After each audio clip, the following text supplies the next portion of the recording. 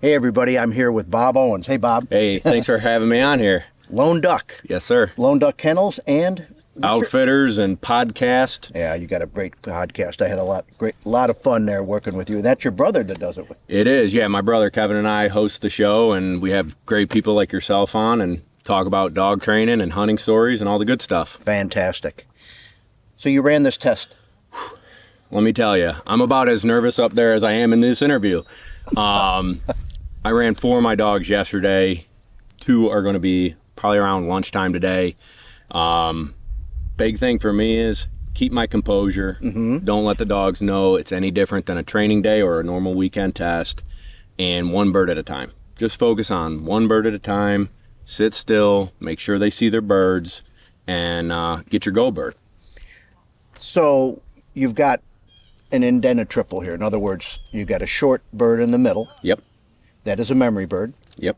And then you've got what I think makes the hardest indented triple, because the short bird is in relation to a live flyer that that's shot second, I guess. They do Correct. The short bird, the flyer.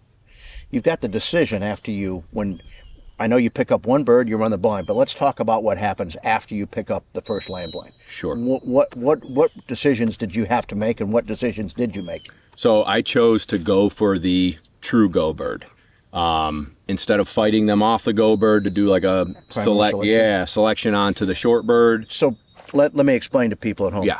What Bob's saying is that if you select, in other words, you dictate what bird the dog's going to take at your side. Primary selection is when you do not pick up the last bird down, the go bird, and you pull them off and run a different one. Correct. And this is the classic test where primary selection became a fad, or they do it at times because if the middle bird is probably one of the harder birds in the test, maybe is the hardest mark, right?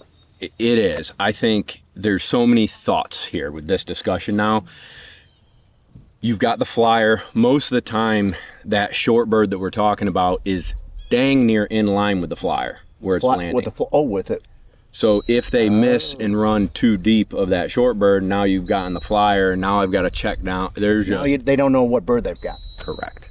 So you picked up the go bird first. Yeah, I chose go bird, and then the wind was blowing right to left. I got it. The duck scent was being blown towards the line to the blind, which made that poison bird more difficult. Oh. So it would have been great to take that little short bird out and then run your blind, but I just think it would have been, there's other clusters that could have happened. Well, if you don't primary select on a daily basis, this is probably not the day to decide to start trying it. Absolutely not. So what bird did you go for? What mark did you retrieve second?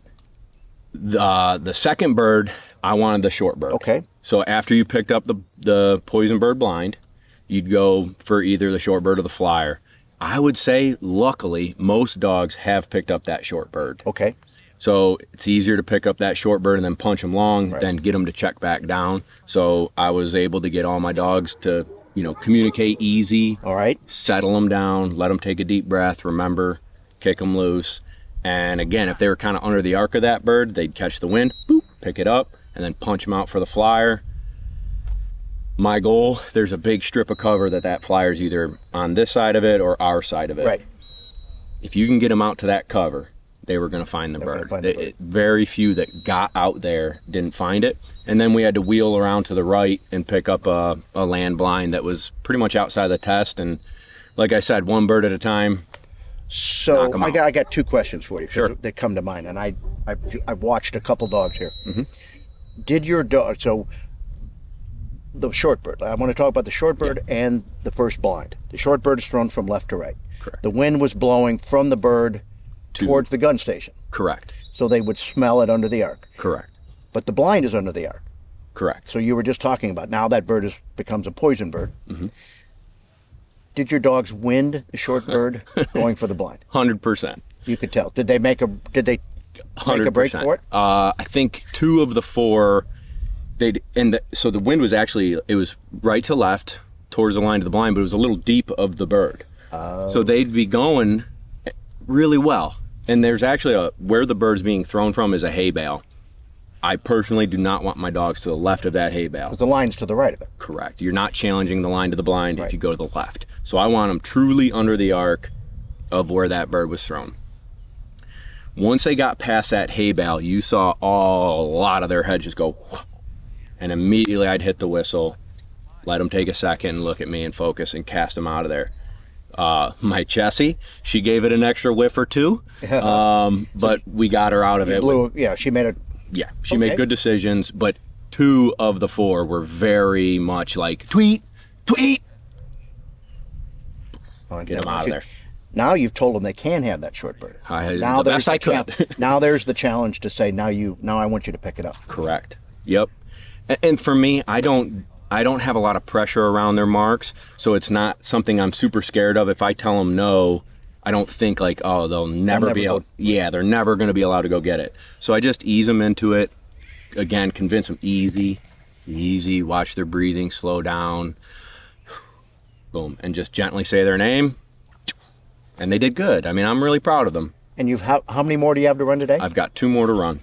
Same strategy. Same strategy. I think one will be good. The other one, I'm going to be in the pucker factor. Well, that makes it fun. That's what makes it fun. Hey, Bob, thank you for joining us. Thank you. Best of luck to you. Thank you. Appreciate it. We'll see you all later.